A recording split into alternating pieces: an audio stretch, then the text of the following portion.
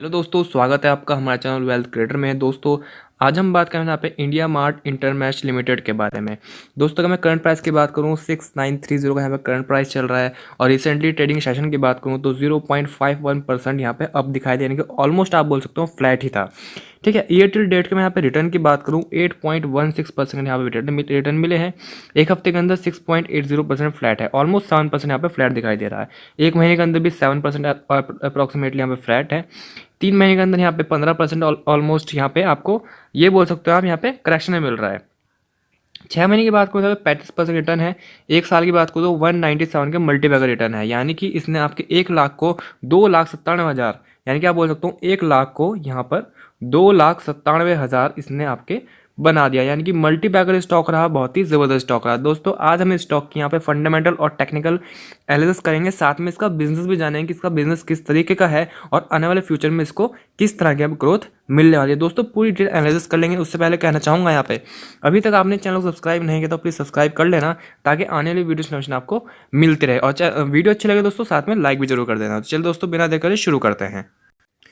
सबसे पहले हम दोस्तों यहाँ पे इंडिया मार्ट की वेबसाइट पे आ गए हैं। यहाँ पे आप देख सकते हैं, अगर हम यहाँ पे बात करें इनके बारे में तो ये क्या काम करता है। IndiaMART is India's largest online business to business market. ठीक है, ऑनलाइन बिजनेस करता है ये। ठीक है, कनेक्टिंग बायर्स विद सप्लायर्स। ठीक है, बायर्स को सप्लायर्स का कनेक्ट करता है, ऑनलाइन बिजनेस टू बिजनेस यहाँ पे काम करता है। With 60% market share of online business to business classified space in India, यानी कि दोस्तों बायर को सेलर से कनेक्ट करने का यहाँ पे काम करता है। और हम यहाँ पे बात करें इसके शेयर मार्केट देखते हैं, यहाँ पे 60% इसका यहाँ पे मार्केट शेयर है, यानी कि 60% यहाँ पे लीडर है ये। ठीक है, उसी के साथ दोस्तों मैं बताना चाहूँगा, देखो जैसे यहाँ पे पेंडेमिक आया या फिर आप बोल सकते हो कि सब कुछ लॉकडाउन हुआ। ठीक है, कई जगह बहुत सारी शॉप्स वगैरह बंद थी। ठीक है, लोग यहाँ पे कुछ बाइंग नहीं कर पाए थे, कई जगह ट्रांसपोर्ट भी बंद था। तो उसके बावजूद दोस्तों ने बहुत ज़्यादा लोगों ने यहाँ पे इसका इस्तेमाल किया और बहुत ज़्यादा बायर्स ने, सेलर्स ने बहुत ज़्यादा इसका इस्तेमाल किया, तो अच्छा खासा यहाँ पे इसको प्रॉफिट हुआ और कंपनी अच्छी खासी ग्रो करती हुई दिखाई दी दोस्तों। उसके साथ दोस्तों यहाँ देखते हैं इसके बायर्स की बात करें तो 125 मिलियन प्लस बायर्स, यानी कि अच्छी खासी इसकी यहाँ पर रैंक है दोस्तों, यानी कि अच्छे खासे लोग हैं इसके पास। और सप्लाई की बात करें तो 6.5 मिलियन प्लस यहाँ पे सप्लायर्स है, 72 मिलियन प्लस प्रोडक्ट हैं।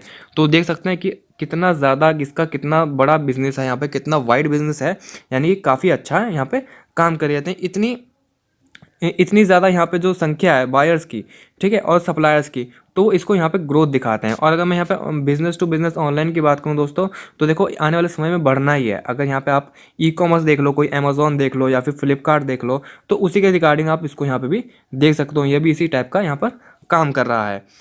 तो चलिए दोस्तों, इसको आगे देखते हैं थोड़ा।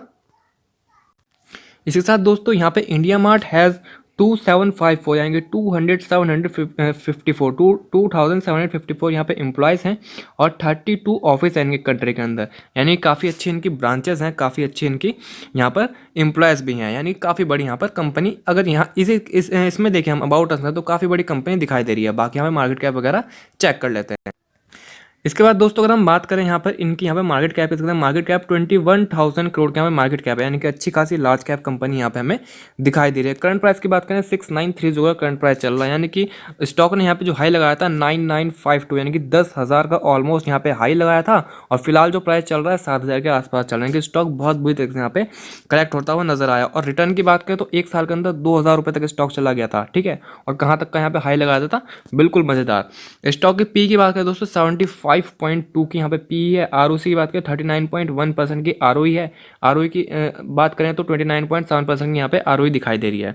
तो दोस्तों मेरी रिकमेंडेशन क्या होती है, मैं बोलता हूँ उससे आपको आरओसी और आरओई यहाँ पे 30% अबव मिल जाती है, तो एक बेहतरीन कंपनी है और एक एक्सीलेंट कंपनी है। और इसके यहाँ पे आरओसी जो है वो 39%, यानी कि 30 से अबव है, तो यानी कि यहाँ पे बहुत ही बढ़िया कंपनी दिखाई दे रही है। यानी कि इसको अच्छे से प्रॉफिट जनरेट करना, अच्छे से जो इनका पैसा है उसको यूज़ करना इनको आता है। इनको बिजनेस बढ़ाना, अपना किस तरह से बिजनेस बढ़ाना है वो भी इनको अच्छे से आता है। तभी यहाँ पे आरओसी जो है वो 39.1% की मेनटेन करके बैठे हुए हैं दोस्तों। इसके बाद दोस्तों अगर हम इनकी बात करें क्वार्टर रिजल्ट की, तो यहाँ से क्वार्टर रिजल्ट के बाद काफ़ी अच्छी खासी गिरावट देखने को मिला हमें कंपनी के अंदर। लेकिन यहाँ पे दोस्तों अगर हम इसकी सेल्स की बात करें तो सेल्स तो यहाँ पे देखो ऑलमोस्ट अप थी, 180 करोड़ की सेल्स की गई क्वार्टर 4 के रिजल्ट में। क्वार्टर 3 में 174 थी, तो यानी कि सीधा सीधा है कि यहाँ पे बढ़ती हुई नजर आई, 174 से 180 गई है। और पिछले साल की बात करें, वाई ओ वाई में बात करें, ईयर ऑन ईयर में तो पिछले साल 170 करोड़ का यहाँ पे मार्केट वो सेल्स हुई थी, ठीक है। इस बार 180 करोड़ का, यानी कि quarter on quarter, year on year company ने अच्छा खासा ग्रो करके दिखाया अपने आपको, ठीक है। अच्छा खासा यहाँ पे काम करके दिखाया, अच्छी खासी सेल्स करके दिखाई। लेकिन दोस्तों अगर मैं यहाँ पे नेट प्रॉफिट की बात करता हूँ, इसको जो नेट प्रॉफिट हुआ, तो नेट प्रॉफिट हुआ 56 करोड़ का, जो कि इससे पहले क्वार्टर में 80 करोड़ का था। और पब्लिक को यही दिखा, या फिर आप बोल सकते हो जो इसके इन्वेस्टर्स थे उनको यही दिखा कि भाई 80 करोड़ का प्रॉफिट हुआ था पिछले क्वार्टर में, इस बार 56 करोड़ का हो गया, भैया कंपनी हो गई खराब, ठीक है, बेच देते हैं। उसके बाद अगर मैं पिछले साल की बात करूँ तो 44 करोड़ का था, यानी कि इसने कंपनी ने YoY में, ईयर ऑन ईयर में प्रॉफिट अच्छा खासा किया, अच्छी खासी ग्रोथ की प्रॉफिट के अंदर। लेकिन क्वार्टर ऑन क्वार्टर में कहीं ना कहीं प्रॉफिट गिरता हुआ नजर आया। अब देखो प्रॉफिट गिरने का कारण क्या था, कि देखो सेल्स तो यहाँ पे अब दिखाई दे रही है, 174 से 180 चली गई, ठीक है, तो ये तो अप हुई। तो ऐसा तो नहीं है कि क्वार्टर ऑन क्वार्टर यहाँ पे सेल्स भी गिरी, तो सेल्स भी गिरती तो कंपनी के अंदर प्रॉब्लम थी, लेकिन सेल्स नहीं गिरी, ठीक है। उसके बाद यहाँ पे क्या हो, जो इनका एक्सपेंस था वो 86 करोड़ से 96 करोड़ हो गया, यानी कि इनका एक्सपेंस बढ़ गया। एक्सपेंस में आप क्लिक करते हैं तो यहाँ पे देख सकते हैं आप, जो एम्प्लॉय कॉस्ट थी वो 29.78% 31.78% हो गई। तो वही यहाँ पे इसमें बढ़त दिखाई दी। तो देखो पहला तो यही चीज़ हो गई कि इनकी यहाँ पे एक्सपेंस जो था वो थोड़ा बढ़ गया, तो उस वजह से यहाँ पे थोड़ा इम्पैक्ट आया। उसके बाद इनका जो इंटरेस्ट, सॉरी यहाँ पे टैक्स है इनका, ठीक है, टैक्स की बात करें तो टैक्स था इनका 25% टैक्स लगा था पिछले क्वार्टर में, इस बार कितना लगा, 38% टैक्स लगा। तो ये भी फ़र्क आ गया, 25 और 38 में फ़र्क है अच्छा खासा। तो इन कारण के चलते हुए यहाँ पे कंपनी के प्रॉफिट में फॉल देखने को मिला। बाकी कोई जनरली कारण तो था नहीं, या तो मेन जो रीज़न हो दोस्तों ये हो कि भाई सेल्स जो हुई क्वार्टर ऑन क्वार्टर पे बहुत कम हुई, और जो सेल्स हुई हैं ईयर ऑन ईयर पे वो भी बहुत कम हुई। तो यहाँ पे थोड़ा सा सोचना बनता है कि भाई सेल्स कम हो रही है कंपनी की तो कोई प्रॉब्लम है, लेकिन जब सेल्स बढ़ रही हैं और यहाँ पे थोड़ा सा प्रॉफिट कम हुआ, तो ऑब्वियस सी बात है कहीं ना कहीं एक्सपेंस में यूज़ किया गया, टैक्स ज़्यादा दिया गया। तो ये मेन कारण है, और कोई इतना बड़ा रीज़न है नहीं इसके पीछे जो हम बोलेंगे कंपनी खराब है। कंपनी खराब नहीं है, कंपनी बिल्कुल सही है, एकदम बढ़िया है। इसके बाद अर्निंग पर शेयर की बात करो तो अर्निंग पर शेयर में 18.34 की अर्निंग पर शेयर हुई, ठीक है। इससे पहले क्वार्टर में 27.54 की थी और पिछले साल 15.32 की। तो वही बात हुई, क्वार्टर ऑन क्वार्टर में जैसे यहाँ पे प्रॉफिट में फ़र्क आया, वैसे ही क्वार्टर ऑन क्वार्टर में EPS में फ़र्क आया। ईयर ऑन ईयर में दोनों चीज़ अच्छी रही, ईयर ऑन ईयर में सब कुछ अच्छा रहा कंपनी का। इसके बाद दोस्तों इसकी साल दर साल यहाँ पे ग्रोथ देख लेते हैं, ठीक है। अगर मैं यहाँ पे 2015 की बात करूँ तो 176 करोड़ का बिजनेस कर रही थी कंपनी, ठीक है। और 2021 की बात करूँ तो 670 करोड़ की हो गई, यानी कि 5 साल के अंदर कंपनी यहाँ पे 6 गुना यहाँ पे काम करने लगी, 5 से 6 गुना काम करने लगी। तो देखो कहीं पर भी आपको ना जो सेल्स होगी वो कम होती हुई नजर नहीं आई यहाँ पे। 176, 254, 318, 411, 639 और 670। तो जो कंपनी के सेल्स हैं वो लगातार 5 साल में बहुत तेज़ी में यहाँ पे बहुत ज़बरदस्त तरीके से ग्रो कर रही हैं, ठीक है। और उसके बाद यहाँ पे अगर हम बात करें नेट प्रॉफिट की, तो 32 करोड़ का नेट लॉस हुआ था इनको 2015 में, ठीक है। और अब की बार कितना हुआ, 280 करोड़ का प्रॉफिट हुआ। तो देख सकते हैं यहाँ पे लॉस लॉस लॉस, ठीक है, 3 साल तो लॉस ही होता रहा। फिर कंपनी प्रॉफिट में आई, थोड़ा कम प्रॉफिट हुआ 147 करोड़, और पेंडेमिक का ईयर लेना 280 करोड़। यानी कि देख सकते हैं कंपनी जो है पेंडेमिक प्रूफ है। किसी भी तरीके का कोई भी सिचुएशन क्रिएट होती है, पब्लिक बाइक लगी, कोई आंधी है, तूफान है, कोई भी प्रॉब्लम है, पूरा देश बंद है, पर ऐसी कंपनी से कोई प्रॉब्लम नहीं होती। मैंने एक वीडियो बनाया था जो मैंने इसमें बोला था फ्यूचरिस्टिक कंपनी है, उनको आपने बाइंग करनी चाहिए। तो उसमें से एक कंपनी इंडिया मार्ट भी इंटरमैश थी यहाँ पे, ठीक है। तो इंडिया मार्ट इंटरमैश दोस्तों यहाँ पे बेहतरीन कंपनी है, पेंडेमिक प्रूफ है, पेंडेमिक आया कुछ भी हो इसको कोई इतना ज़्यादा फर्क नहीं पड़ने वाला है, बल्कि अपना बिजनेस ग्रो करती है। जिस तरह से दोस्तों अमेजॉन ग्रो हुआ, ठीक है, पेंडेमिक में फ्लिपकार्ट ग्रो हुआ, उसी तरह से यहाँ से इंडिया मार्ट भी ग्रो होता हुआ नजर आया। इसके बाद दोस्तों बैलेंस शीट बहुत ज़रूरी है। बैलेंस शीट की अगर बात करें यहाँ पे रिजर्व जो है 2015 की रिजर्व की बात करें तो -152 करोड़ था, ठीक है, माइनस में था। और 2021 की बात करें तो 1581 करोड़ का हो गया, और 2020 की बात करें तो 246 करोड़ था। तो बताओ कंपनी की परफॉर्मेंस कहाँ पे खराब हो गई, कौन सी ऐसे आपको पॉइंट दिखा जहाँ पे कंपनी की परफॉर्मेंस खराब हो गई। दोस्तों जब स्टॉक गिरता है ना, मान लो स्टॉक यहाँ पे टॉप पे था और यहाँ से नीचे आया है ना, मतलब इस जगह पे मिल रहा है, इसका मतलब ये नहीं है कि हम घबरा गए और हम यहाँ से भाग गए। दोस्तों एनालिसिस क्या करो और वहाँ पे अच्छी खासी बाइंग की अपॉर्चुनिटी होती है। मैं हमेशा आपको बोलता हूँ, देखो इंसान ना 2 तरीके से पैसे कमाता है। पहला, वो अच्छी कंपनी को बहुत हाई प्राइस पे खरीद ले। अब देखो ये कंपनी बहुत अच्छी थी, लेकिन कोई ना कोई ऐसा बंदा भी जिसने इसे 9,500 रुपये खरीद रखा होगा, ठीक है, वो बिल्कुल अटका बैठा है। क्यों अटका बैठा है? क्योंकि उन्होंने बहुत ज़्यादा हाई प्राइस पे खरीद लिया। कंपनी कितनी ही अच्छी है वो आपको करेक्शन पे मिलेगी ही मिलेगी, आज नहीं तो कल और कल नहीं तो परसों। बस आपने क्या करना है, वेट करना है अच्छे टाइम का, मिलेगी। किसी ना किसी रीज़न की वजह से कंपनी नीचे आएगी, करेक्शन पे जरूर आएगी। और वही ये समय चल रहा है दोस्तों, आपको स्टॉक जो है करेक्शन पे मिल रहा है, और आपने ये जो समय है ये बाइंग का समय है, इसमें कोई घबराने वाली बात नहीं है। आपका ये जो समय है बहुत ही ज़बरदस्त है। यहाँ से आपको जो रिटर्न मिलेंगे वो बहुत ज़बरदस्त मिलेंगे। 1500 यहाँ देख सकते हो ना, 246 करोड़ का रिजर्व था 2020 में, 2021 में 1581 करोड़ का हो गया। यानी कि यहाँ से देख सकते हो कितना ज़्यादा गुना यहाँ पे रिजर्व हो गया कंपनी का। बोरोइंग 77 करोड़ से 64 करोड़ हो गई, बोरोइंग भी कम हो गई। तो मतलब कंपनी इतना ज़्यादा इंप्रूव कर दिया इस पेंडेमिक में कि यहाँ पे कोई हद ही नहीं है दोस्तों। यही रीज़न है इसका, जो ये 2000 रुपये का स्टॉक 9000 रुपये तक ट्रेड करने लगा, 10,000 रुपये तक ट्रेड करने लगा। ठीक है, अब यहाँ पे थोड़ा सा डिस्काउंट रेट में मिल रहा है कि भाई डिस्काउंट रेट का एक बार और मौका मिल रहा है यहाँ पे 6700 बाइंग करने का। तो लोग यहाँ पे बहुत घबरा रहे हैं यार, पता नहीं कहाँ तक गिरेगा। ठीक है, टेक्निकल बताऊंगा आपको, टेक्निकल देखना बहुत ही प्यारा टेक्निकल निकल के आ रहा है यहाँ पे, कोई दिक्कत वाली बात नहीं होने वाली। इसके बाद दोस्तों शेयर होल्डिंग पैटर्न। अब यहाँ पे ना लोग ना शेयर होल्डिंग पैटर्न देख के भी दोस्तों बहुत ज़्यादा घबरा गए। मतलब इसी वजह से यहाँ पे गिरावट की वजह से बता रहा हूँ आपको, गिरावट क्यों हो रही है। ठीक है, शेयर होल्डिंग पैटर्न की वजह से बहुत घबरा गए। क्या हुआ रीज़न कि यार पहले तो यहाँ पे 51.98 था Q3 में, और अब की बार बात करें तो 49.85% हो गया। यानी कि प्रमोटर अपनी होल्डिंग बेच दी, यानी कि प्रमोटर को अपनी कंपनी का भरोसा नहीं रहा कि आने वाले टाइम पे अच्छा खासा परफॉर्म करेगी, अच्छा काम करेगी। ठीक है, बहुत सारे लोगों के दिमाग में यही होता है कि यार प्रमोटर अपनी होल्डिंग कम कर रहे हैं, क्या किया जाए। तो दोस्तों आपने ये तो देख लिया कि प्रमोटर ने होल्डिंग कम करी। ठीक है, प्रमोटर की, जैसे आपको मैं बताता हूँ, जैसे ये प्रमोटर है तो प्रमोटर के बराबर ही बोलते हैं कि एफआईआई होते हैं, फॉरेन इंस्टीट्यूट्स भी प्रमोटर के बराबर ही होते हैं। ठीक है, वो भी लॉन्ग टर्म के लिए ही खरीदते हैं, वो कोई ऐसा नहीं खरीदता है कि ट्रेडिंग के लिए, वो भी लॉन्ग टर्म के लिए खरीदते हैं। तो एफआईआई की अगर मैं बात करूँ यहाँ पे 24 की होल्डिंग्स, 21 से 24, 24 से 27 होल्डिंग कर दी। ये किसी ने नहीं देखी कि जो एफआईआई है वो 10% से लेके 11 किया, 12 किया, 15 किया, 21 किया, 24 किया, 27 किया। ये किसी ने नहीं देखा। सबने क्या देखा कि प्रमोटर यहाँ पे अपनी जो होल्डिंग है वो कम कर रहा है। अरे करने दो ना, क्या फ़र्क पड़ रहा है। प्रमोटर, एफआई और डीआई को अगर मैं मिला दूँ यहाँ पे 80% होल्डिंग इनके हाथ में बैठनी चाहिए, तो कंपनी एकदम सेफ होती है, कोई दिक्कत वाली बात नहीं। प्रमोटर यहाँ पर पूरी होल्डिंग बेच देना, लेकिन 80% होल्डिंग एफआई और डीआई के हाथ में, तो कोई दिक्कत नहीं होने वाली, कंपनी एकदम सेफ रहेगी, बिल्कुल सेफ है। ठीक है, पब्लिक हाथ में सिर्फ 20% देनी चाहिए, तो तब तक कंपनी सेफ है। पब्लिक हाथ में कितनी है, 17.94, बिल्कुल सेफ है, कोई दिक्कत वाली बात नहीं है। 20 से नीचे है ना, तो बिल्कुल सेफ है। ऊपर की अगर मैं बात करूँ यहाँ पे 49 तो हो गई प्रमोटर के पास, 27 हो गई एफआई के पास, और 4 हो गई यहाँ पे डीआई के पास। तो अच्छी खासी बेहतरीन होल्डिंग 80% के आसपास, 80 से भी ज़्यादा। ठीक है, यानी कि 80 से भी ज़्यादा यहाँ पर स्ट्रॉन्ग हैंड्स में दिखाई दे रही है। तो कंपनी की शेयर होल्डिंग पैटर्न दोस्तों बहुत स्ट्रॉन्ग है। प्रमोटर अगर अपनी होल्डिंग कम करो, उन्हें करने दो, कोई फर्क नहीं पड़ता। एफआई बढ़ा रहा है ना, ये फर्क पड़ता है। एफआई बढ़ा रहे हैं तो कोई दिक्कत वाली यहाँ पे बात होने नहीं वाली। इसके बाद दोस्तों थोड़ा पी रेशियो बता देता हूँ। देखो पी रेशियो 75 का दिख रहा है, तो बहुत सारे लोग कहते हैं भाई 50 से ऊपर चला गया तो कंपनी यहाँ से गिर सकती है। भाई कुछ भी हो सकता है, ऐसा कुछ नहीं है। अगर इस स्टॉक का जो पी है वो अपने इंडस्ट्री के साथ चल रहा है तो कोई दिक्कत नहीं होने वाली। ठीक है, यहाँ देखो इंडस्ट्री का पी कितना है, 74.85। इंडिया मार्ट का कितना है यहाँ पे पी, 73.39। अपनी इंडस्ट्री के साथ चल रहा है, यानी कि सेक्टर का लीडर है। ठीक है, सेक्टर का लीडर है कंपनी और इंडस्ट्री के साथ के पी है, तो कोई दिक्कत नहीं है, कोई हाई पी नहीं है। ठीक है, ऐसा नहीं है कि स्टॉक बहुत महंगा है, कोई दिक्कत वाली बात नहीं है, पी भी बिल्कुल ठीक है स्टॉक की। इसके बाद दोस्तों आ जाते हैं यहाँ पे चार्ट पे। ठीक है, अगर हम यहाँ पे फिलहाल की बात करें 6930 का प्राइस चल रहा है। ठीक है, अगर इसकी आरएसआई की बात करें तो आरएसआई जाने वाली है ओवरसोल्ड में, 37 आरएसआई हो गई है, 30 के नीचे चली गई तो ओवरसोल्ड हो जाएगी। ठीक है, 37 तक तो पहुंच ही चुकी है। अगर हम इसके 200 में एवरेज की बात करें, जो मैं रिकमेंड करता हूँ कि भाई कोई कंपनी है आपको 200 के आसपास मिल जाए, यानी कि 200 में एवरेज ये निकल के आता है इसका 6499, 6500 बोल सकते हो आप। 6500 का इसका 200 एवरेज है और कंपनी का प्राइस चल रहा है 6930, यानी कि ऑलमोस्ट ऐसे 400 रुपये ऊपर मिल रही है।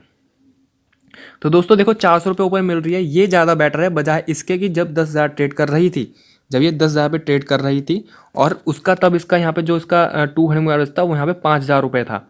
ठीक है, तो दोस्तों उस वक्त बाय करने से ज़्यादा अच्छा था कि अब बाय कर लो, सिर्फ 400 रुपये का फ़र्क है, तब तो यहाँ पे 5,000 रुपये का फ़र्क था, तब भी बाइंग कर रहे थे। ठीक है, तो कोई यहाँ पे ऐसी प्रॉब्लम नहीं है, प्राइस बहुत ज़बरदस्त हो रखा है। और अगर यहाँ से अगर ये 400 पॉइंट और टूट भी जाता है, वैसे मैं आपको बता दूं कि 400 पॉइंट ये टूटने नहीं वाला। रीज़न क्या है, रीज़न बता देता हूँ मैं। ठीक है, तो रीज़न है दोस्तों, देखो ये स्टॉक यहाँ पे आ रखा है 6930 पे, इससे पहले कहाँ सपोर्ट लिया, 6900 पे। ठीक है, मैं एक लाइन बना देता हूँ यहाँ पे, ये एक लाइन ले लो आप, ये। ठीक है, इससे पहले सपोर्ट कहाँ लिया, 6900 पे, और यहाँ की अगर सपोर्ट की बात करूँ, ये भी कहाँ सपोर्ट था, 6900 पे। यानी कि स्टॉक ने 2 बार ऑलरेडी इस प्राइस पर सपोर्ट ले चुका है और तीसरी बार भी यहाँ पर स्टॉक पहुँच चुका है। दोस्तों स्ट्रॉन्ग सपोर्ट है, पहली बात तो मैं आपको बता दूं, स्ट्रॉन्ग सपोर्ट है, कोई दिक्कत नहीं होने वाली अगर आप यहाँ पे इसकी बाइंग करते हो तो। स्टॉक यहाँ से बाउंस बैक करेगा, 100% तो नहीं बोलूँगा पर 70% बोलूँगा, क्योंकि देखो मार्केट में ना 100% अगर कोई बोल दे ना कि भैया 100% ये होगा, तो वो बंदे को या तो नॉलेज नहीं है या फिर वो बंदा कहीं ना कहीं गलत है, क्योंकि 100% मार्केट कभी नहीं चलती। मार्केट सिर्फ 70% चलती है। 70% आपको बोल सकता हूँ मैं यहाँ पे कि स्टॉक यहाँ से बाउंस बैक करेगा, यहाँ से अच्छा खासा बाउंस बैक देगा, बस आपने यहाँ पे बाइंग करनी है।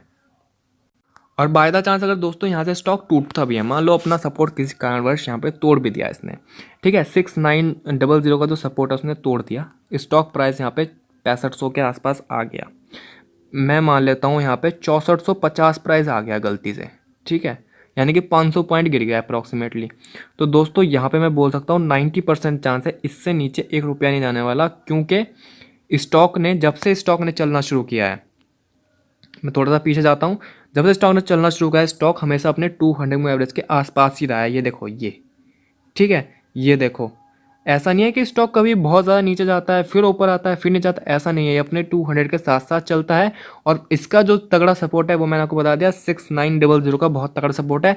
6930 का जो प्राइस है, जो करंट प्राइस चल रहा है, 10 रुपये ऊपर नीचे जा सकता है स्टॉक, कोई ऐसी दिक्कत वाली बात नहीं है, करंट प्राइस चल रहा है, बहुत ही ज़बरदस्त करंट प्राइस है। उसके बाद जो 6450 के अप्रॉक्सीमेटली आएगा बाय द चांस, इसके चांसेस ना नीचे आने के 64 जहाँ तक मैंने बताया 6450 तक आने का चांसेस सिर्फ और सिर्फ 10% है।